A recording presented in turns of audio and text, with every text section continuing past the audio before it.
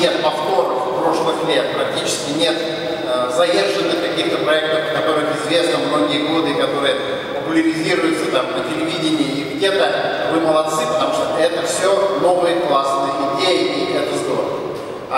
Очень важно, и это заметно в этом году, что произошел вот этот вот отраслевой отбор, вот эта работа министерств, ведомств.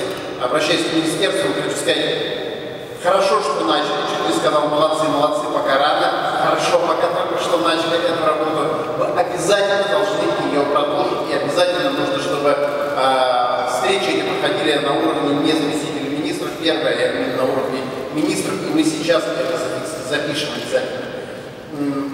Не хватает явно в этом зале ректоров вузов.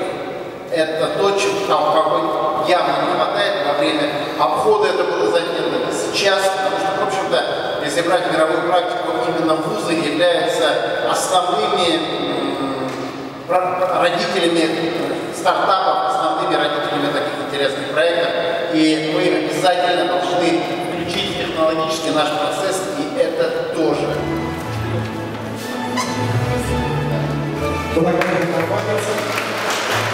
У нас в этом году рекордное количество заявок, больше 1100 проектов. Они получили все, прошли отбор, и сегодня здесь на финальной выставке представлены. И сегодня уже завершается выставка лучших молодежных проектов по всем отраслям, которую посетил премьер-министр Республики Татарстан Ильдар Шавкатович Халиков. И часть из проектов уже нашли свое пристанище и будут реализовываться в будущем в республике, потому что все идеи направлены на то, чтобы у нас в республике стало жить лучше.